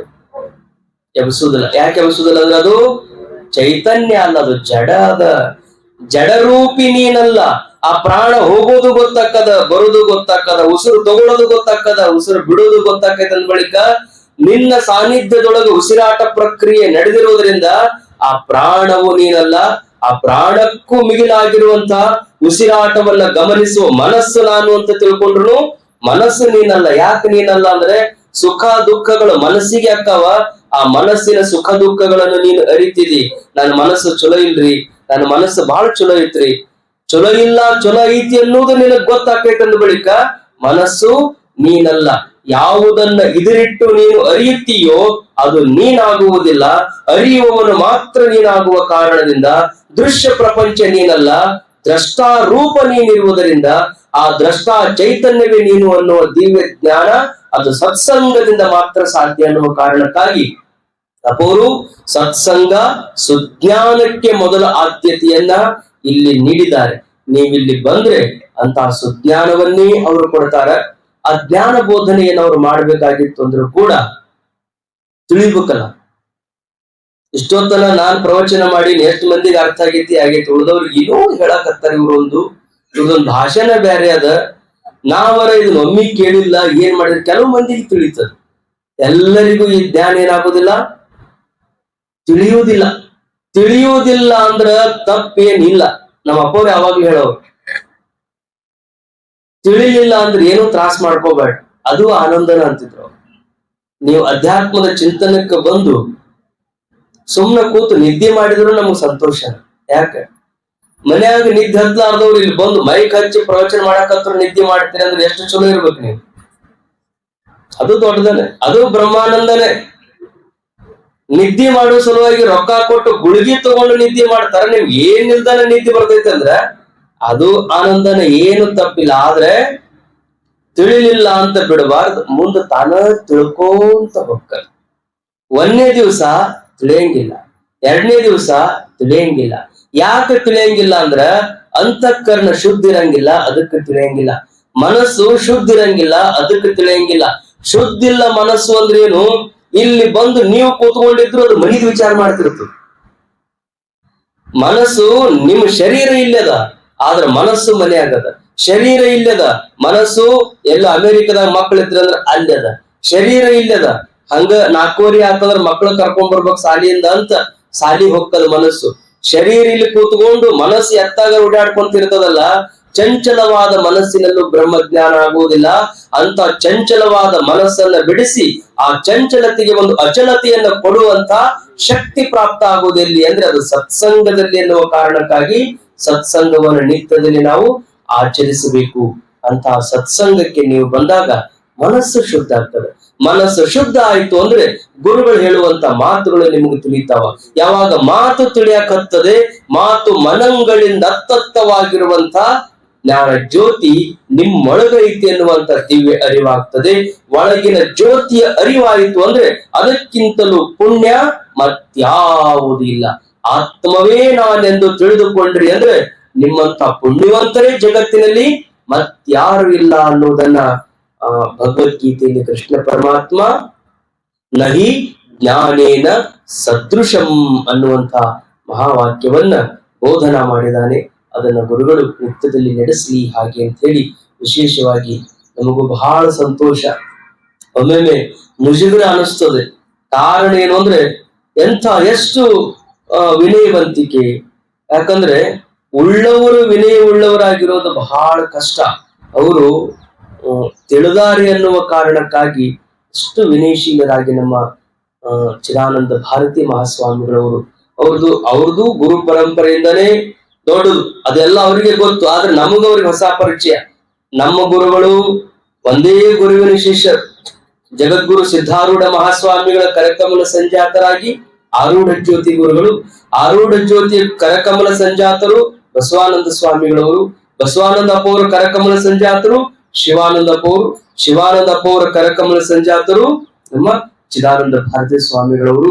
ಸಿದ್ಧಾರೂಢಜ್ಜನ ಮರಿಮೊಮ್ಮಕ್ಕಳು ಅನ್ನುವ ರೀತಿಯೊಳಗ ಅವರು ಈ ಜ್ಞಾನ ಪ್ರಸಾರವನ್ನ ಮಾಡ್ತಿದ್ದಾರೆ. ಅವೆಲ್ಲ ಒಂದೇ ಗುರುವಿನ ಬೆಳ್ಳಿಯಲ್ಲಿ ಅರಳಿದಂತ ಹೂವು ಹಣ್ಣು ಕಾಯಿಗಳಿದ್ದ ಹಾಗೆ ಅಂತ ಪೂಜ್ಯರು ಅವ್ರದ್ದು ಸಾಹಸಮಯವಾಗಿರುವಂತ ಜೀವನ. ಅಲ್ಲಿ ಪೂಜಾಮುಕ್ತಿನಹಳ್ಳಿ ನೋಡಿದ್ರೆ ಅದು ಅವಿಮುಕ್ತ ಕ್ಷೇತ್ರ, ಅದೊಂದು ತಪೋವನದ ರೀತಿಯಲ್ಲಿ ಕಂಗೊಳಿಸ್ತಾ ಇದೆ. ಆದ್ರೆ ಅವ್ರಿಗೆ ಇನ್ನೂ ಏನು ಇಚ್ಛೆ ಅದ ಹೊರಗಂದ್ರೆ ಭಕ್ತರಿಗೆ ಅನುಕೂಲ ಆಗುವಂಗ ನಾವ್ ಇನ್ನೇನಾದ್ರು ಮಾಡ್ಬೇಕು. ಹೈವೇದಿಂದ ನಾವು ಬಹಳ ಒಳಗದೀವಿ, ಅಲ್ಲಿ ಅನೇಕ ಜನರಿಗೆ ಬರಕ್ ಆಗುದಿಲ್ಲ. ಇದೇ ಮಾರ್ಗ ಮಧ್ಯದಲ್ಲಿ ಉತ್ತರ ಕರ್ನಾಟಕದ ಜನರ ಬಗ್ಗೆ ಅವ್ರಿಗೆ ವಿಚಾರ ಅದ ನೋಡ್ರಿ. ನಮ್ಮ ಮನ್ಯಾಗ ಮಠದಾಗಿದ್ದವ್ರು ಉಂಟಿದ್ರೆ ಸಾಕ್ ಬಿಡು ಅಂತ ವಿಚಾರ ಮಾಡಬೇಕಾದಂತವ್ರು ಅಲ್ಲಿಂದ ಭಕ್ತರು ಈ ಕಡೆ ಭಾಗಕ್ಕೆ ಹೊಕ್ಕಿರ್ತಾರ. ಸಿದ್ಧಾರೂಢನ ಧ್ಯಾನ ಮಾಡ್ಕೊಂತ ಚಿಂತನೆ ಮಾಡ್ಕೋತ ಹೋಗೋರಿಗೆ ದಾರಿ ಒಳಗ ಒಂದು ಅರ್ಧ ತಾಸು ಉಳಿದು ಒಂದಿಷ್ಟು ನೀರು ಕುಡಿದು ಮುಖಮಾರ್ಜನೆ ಮಾಡ್ಕೊಂಡು ಪ್ರಸಾದ ಮಾಡ್ಕೊಂಡು ಹೋಗ್ಬೇಕು ಅಂದ್ರೆ ನಿಂದ್ರುವುದಕ್ಕೆ ಒಂದು ಜಾಗ ಇಲ್ಲಲ್ಲ. ಆ ಎಲ್ಲಾ ಭಕ್ತರಿಗೆ ಒಂದು ಆಶ್ರಯ ಮಾಡಬೇಕು ಅನ್ನುವ ಕಾರಣಕ್ಕಾಗಿ ಈ ಮಾರ್ಗ ಮಧ್ಯದಲ್ಲಿ ಒಂದು ಸುಂದರವಾಗಿರುವಂತಹ ಆಶ್ರಮವನ್ನ ಅವರು ಕ್ರಯಕ್ಕೆ ಪಡೆದು ಇಲ್ಲಿ ನಡೆಸಿದ್ದಾರೆ. ಅಂದ್ರೆ ಅದು ಸಿದ್ಧಾರೂಢ ಜನ ಸಂಕಲ್ಪ. ಅವ್ರು ಹೇಳ್ತಿದ್ರು ಮನಿ ಕಟ್ಟಿ ಆಗ್ಲೇ ವರ್ಷ 1.5 ವರ್ಷ ಆಗ್ಯದೆ, ಅಷ್ಟು ವರ್ಷದಿಂದ ಅವ್ರು ಬಾಡಿಗೆದಾರನ ಹುಡುಕೋಂತನ ಅವ್ರು ಅದಾರ. ಬಂದವರೆಲ್ಲರೂ ಅಷ್ಟು ಚಲೋ ಅನಿಸಿಲ್ಲ, ಒಳ್ಳೆ ಮನಸ್ಸಿಗೆ ಇರುವುದಿಲ್ಲ, ಊರ್ ಹೊರಗದ ಮನಿ ಅಂತ ಇಂತ ಜನ ಬಂತು ಅಂದ್ರೆ ಬಾಡಿಗೆ ಬರ್ಬೋದು, ತೆಲಿಗೆ ಕಿರಿಕಿರಿ ತಡ್ಕೊಳ್ಳೋರು ಯಾರು, ಅದಕ್ಕೆ ನಾವ್ ಯಾರಿಗೂ ಬಾಡಿಗೆ ಕೊಟ್ಟಿಲ್ಲ ಅಂತ ಅವ್ರು ಹೇಳಿದಾಗ ಚಿದಾನಂದ ಸ್ವಾಮಿಗಳವ್ರಿಗೆ ಬಂದಾಗ ಸಹಜ ಆನಂದ ಅವರಿಗೆ ಆಗ್ಯದ. ಅವ್ರು ಬಂದಾರಂದ್ರೆ ಅದು ಜಗದ್ಗುರು ಸಿದ್ಧಾರೂಢ ಸ್ವಾಮಿನೇ ಈ ರೂಪದಲ್ಲಿ ಬಂದ ನಮ್ಮ ಮನೆಯೊಳಗೆ ಇರ್ತಾನೆ ಅಂತ ಅವರು ಭಾವಿಸ್ಕೊಂಡು ಆಯ್ತು ನೀವು ಅದನ್ನ ಪಡ್ಕೊಂಡು ಮನ್ಯಾಗ ಆಶ್ರಮ ಮಾಡ್ತೀವಿ ಭಜನೆ ಮಾಡ್ತೀವಿ ಅಂದ್ರೆ ಮೊದ್ಲು ಹೂ ಅನ್ನೋದಿಲ್ಲ. ಮಂದಿಗೆ ಏನಿರ್ತದೆ ಬಾಡಿಗೆದಾರ ಹೆಂಗಾರ ಯಾಕೆ ಇರ್ವಲ್ರಕ್ಕ ಮನ್ಯಾಗ ಬಂದು ಭಜನೆ ಮಾಡ್ಕೋತ ಕೂಡ್ತೀವಂದ್ರ ಆನಂದಕ್ಕೆ ಯಾವ್ದು ವಿಷಯ ಅದ ಅದು ಪಾಪದ ಮನಸ್ಸಿತ್ತಂದ್ರೆ ಹತ್ರಕ್ಕೆ ಬಿಟ್ಕೊಳಂಗಿಲ್ಲ. ಅದನ್ನ ತಿಳ್ಕೊಬೇಕು. ಭಜನೆ ಮಾಡೋದು ಪರಮಾತ್ಮನ ದಿವ್ಯ ಶಕ್ತಿಗಾಗಿ. ನಮ್ಮ ಹಳ್ಳಿ ಜನ ಎಲ್ಲ ನಿತ್ಯ ಭಜನೆ ಮಾಡ್ತಿದ್ರು. ಮನೆಗಳಲ್ಲಿ ನಡೀತಿದ್ವು, ಮಠಗಳಲ್ಲಿ ನಡೀತಿದ್ವು, ಗುಡಿಗಳಲ್ಲಿ ಕಟ್ಟಿಗಳ ಮೇಲೆ ಕೂತ್ರವ್ರೆಲ್ಲರೂ ಭಜನಾ ಮಾಡ್ಕೋತಾನೆ ಸಂಜೆಯ ಸಮಯವನ್ನ ಭಜನೆಯೊಳಗನೇ ಕಳೆಯೋರು. ಅಂತ ಭಜನವನ್ನ ಸಹಜವಾಗಿ ಮನೆಯೊಳಗ ಆಶ್ರಮದೊಳಗ ಮಾಡ್ತೀವಂದ್ರೆ ಅವರಿಗೂ ಬಹಳ ಸಂತೋಷ. ಎಷ್ಟು ದೊಡ್ಡ ಮನಸ್ಸು ನೋಡ್ರಿ. ಇಲ್ರಿ ನಾವು ಭಜನಾ ಮಾಡಿದ್ರೆ ನಿಮ್ಗೆ ಕಿರಿಕಿರಿ ಆಕೈತಿ ಏನಂತ ಅವ್ರಂದ್ರ ಆ ಭಜನೆಯೊಳಗ ಬಂದು ನಾವು ಕೂತ್ಕೊಂಡಿವ ಅಂದ್ರೆ ನಮ್ಮ ಮನಸ್ಸು ಹೆಂಗ್ ಕಿರಿಕಿರಿ ಹಾಕದ್ರಿ. ನಾವು ಕೊಲೆ ಕೂತ್ಕೊಂಡು ಅಲ್ಲಿ ಭಜನೆ ಮಾಡಕತ್ರ ಕಿರಿಕಿರಿ ಅನಿಸ್ತದ. ಆ ಭಜನೆಯೊಳಗನೆ ನಾವು ತನ್ಮಯ ಆಗ್ಬಿಟ್ಟಿವಿ ಅಂದ್ರ ನಮ್ ಮನಸ್ಸು ಶುದ್ಧ ಆಗ್ತದ, ಯಾವ ಕಿರಿಕಿರಿನೂ ಇಲ್ಲ ಅನ್ನುವಂತ ಭಾವವನ್ನ ಆ ಮನೆಯ ಮಾಲೀಕರು ಹೇಳಿದಾಗ ನಿಜಕ್ಕೂ ಬಹಳ ಸಂತೋಷ ಅನಿಸ್ತು.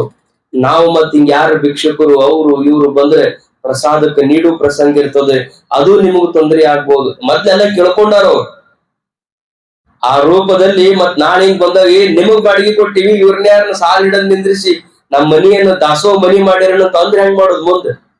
ಮತ್ ಅವಾಗ ಬಿಟ್ಟು ಹೋಗೋ ಪ್ರಸಂಗ ಬರಬಾರ್ದು. ಅದಕ್ಕೆ ಮುಂಚಿತವಾಗಿನ ಇಲ್ಲಿ ಹಸಿದವ್ರು ಊಟಕ್ಕೆ ಬರ್ತಾರ, ಯಾರು ಕಣ್ಣಿಗೆ ನಿದ್ದಿಲ್ಲ ಅಂತಾರ ಅವ್ರು ಬಂದು ಒಂದು ತಾಸು ಬಂದು ವಿಶ್ರಾಂತಿ ಮಾಡಿ ಮುಖಮಾರ್ಜನೆ ಮಾಡಿ ಊಟ ಮಾಡಿ ಹೋಗುವಂತ ಪ್ರಸಂಗ ಇರ್ತದೆ. ಅದಕ್ಕೆ ನೀವು ಅದಕ್ಕೆಲ್ಲ ಹೂ ಅನ್ಬೇಕಂದಾಗ ಅವ್ರು ಎಂತವ್ರು ಇಲ್ಲ ಮಾಡ್ರಿ, ಲೋಕದ ಜನರ ಉಪಕಾರಕ್ಕಾಗಿ ನೀವು ಮಾಡ್ತೀರಿ ಅಂದ್ರೆ ನಿಮ್ಮೊಂದಿಗೆ ನಾವು ಒಂದಾಗಿರ್ತೀವಿ ಅನ್ನುವಂತ ಭಾವ ಇದೆಯಲ್ಲ. ಅವ್ರ ಮನಿ ಎಷ್ಟು ದೊಡ್ಡದಿದೆಯೋ ಮನಸ್ಸು ಅಷ್ಟೇ ದೊಡ್ಡದಿದೆ ಅನ್ನುವಂತಹದ್ದಕ್ಕೆ ಇದಕ್ಕಿಂತಲೂ ದೊಡ್ಡ ಸಾಕ್ಷಿ ಇನ್ನೇನಿಲ್ಲ ಅಂತೇಳಿ ನಾನು ಭಾವಿಸ್ತೇನೆ. ಅಂತ ಈ ಮನೆಯ ಶ್ರೀ ವಿಜಯ್ ಕುಮಾರ್ ದಂಪತಿಗಳು ವಿಜಯಕುಮಾರ್ ಹಾಗೂ ಶ್ರೀಮತಿ ಶಾಲಿನಿ ಅವರು ನಿಜಕ್ಕೂ ಅಪರೂಪದ ಆದರ್ಶದ ದಂಪತಿಗಳಂತಾನೆ ನಾನು ಭಾವಿಸ್ತೇನೆ. ಎಲ್ಲಾ ದಂಪತಿಗಳ ಮನಸ್ಸು ಸತಿ ಪತಿಗಳು ಒಂದಾದ ಭಕ್ತಿ ಹಿತವಪ್ಪುದು ಶಿವಂಗೆ ಅನ್ನುವ ಹಾಗೆ ಅವರಿಬ್ಬರು, ಅವರು KEB ಒಳಗೆ ನೌಕರಿ ಮಾಡುವಂತವ್ರು. ಹಿಂಗ ಉಳ್ಳವರು ದೊಡ್ಡ ಮನಸ್ಸು ಮಾಡುವುದು ಬಹಳ ಕಡಿಮೆ ಇರುತ್ತದೆ. ಅಂಥದ್ರಲ್ಲಿ ಇವರು ಅಂಥ ದೊಡ್ಡ ಮನಸ್ಸಿನೊಂದಿಗೆ ಇಲ್ಲಿ ಮಾಡಿದ್ದಾರೆ ಅಂದ್ರೆ ಸಿದ್ಧಾರೂಢಜ್ಜ ಅವರ ಇಡೀ ಮನೆತನಕ್ಕೇನೆ ದಿವ್ಯ ಶಕ್ತಿಯನ್ನ ಅನುಗ್ರಹಿಸಲಿ, ಹಾಗೆ ನಿತ್ಯದಲ್ಲಿ ಇಲ್ಲಿ ಸತ್ಸಂಗ ಸಚ್ಚಿಂತನೆಗಳು ನೆರವೇರಲಿ ಅಂತ ಪ್ರಸಂಗದಲ್ಲಿ ಪ್ರಾರ್ಥನೆಯನ್ನು ಮಾಡಿ, ಜೊತೆಗೆ ಚಿದಾನಂದ ಸ್ವಾಮಿಗಳವರು ನಮ್ಮ ಮೇಲೆ ವಿಶೇಷವಾಗಿ ಪ್ರೀತಿಯನ್ನು ಇರಿಸಿಕೊಂಡು ವಿಶೇಷವಾದ ಅಭಿದಾನದೊಂದಿಗೆ ಅವ್ರ ಮನಸ್ಸು ಎಷ್ಟು ನೋಡ್ರಿ, ನೀವು ಇಬ್ಬರಿದ್ರೆ ಸಾಕು ಅನ್ನುವಂತ ಭಾವ ಐತಲ್ಲ. ಎಲ್ಲರೂ ಸಿದ್ಧಾರೂಢಜ್ಜನ ರೂಪದಲ್ಲಿ ಎಲ್ಲಾ ಮಹಾತ್ಮರು ಇಲ್ಲಿ ಬಂದೇ ಬರ್ತಾರೆ. ಅದರೊಳಗೆ ಏನು ಎರಡು ಮಾತಿಲ್ಲ, ಎಲ್ಲರನ್ನೂ ಒಳಗೊಂಡು ನೀವು ಗುರು ಪರಂಪರೆಯಲ್ಲಿ ದೊಡ್ಡವರು ಅನ್ನುವಂತ ಭಾವ ಇದೆಯಲ್ಲ, ಅದು ನಿಜಕ್ಕೂ ಗೌರವಿಸುವಂತಹದ್ದು. ಅಂತಹ ಪೂಜ್ಯರು ಲೋಕ ಸೇವೆಯೊಂದಿಗೆ ಆರೂಢ ಸೇವಾತ್ರಯರಲ್ಲಿ ಓರ್ವರಾಗಿ ಈ ನಾಡನ್ನ ಬೆಳಗುವಂತ ದಿವ್ಯ ಶಕ್ತಿ ಅವರಿಗೆ ಸದ್ಗುರು ಶಿವಾನಂದಪ್ಪ ಅವರು ಅನುಗ್ರಹಿಸಿದ್ದಾರೆ. ಹೀಗೆ ಆ ಪುಣ್ಯ ಪರಂಪರೆ ಮುನ್ನಡೆಯಲಿ.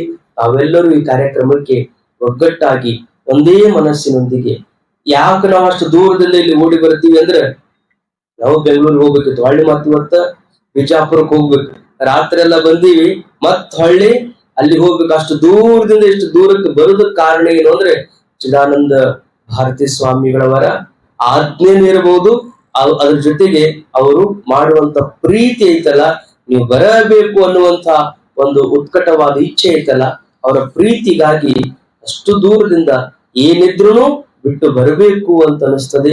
ಅಂಥದ್ದೇ ಪ್ರೀತಿಯನ್ನ ನೀವು ಅವ್ರ ಮೇಲೆ ಹೊಂದಿದ್ರೆ ಅವರು ಸಹಜವಾಗಿ ಶಿಷ್ಯ ಪ್ರೀತಿಯಿಂದ ನಿಮಗೆ ಆಶೀರ್ವದಿಸ್ತಾರೆ. ಈ ಒಂದು ಗುರು ಶಿಷ್ಯ ಪರಂಪರೆಯ ಬಳ್ಳಿ ಅದು ಬೆಳೀತಾ ಹೋಗ್ತದೆ ಅಂತ ಈ ಪ್ರಸಂಗದಲ್ಲಿ ಹೇಳಿ, ತಮ್ಮೆಲ್ಲರಿಗೂ ಜಗದ್ಗುರು ಸಿದ್ಧಾರೂಢ ಸ್ವಾಮಿಯ ದಿವ್ಯ ಅನುಗ್ರಹ ಆಶೀರ್ವಾದ ಆಗಲಿ ಅಂತ ಪ್ರಾರ್ಥಿಸಿ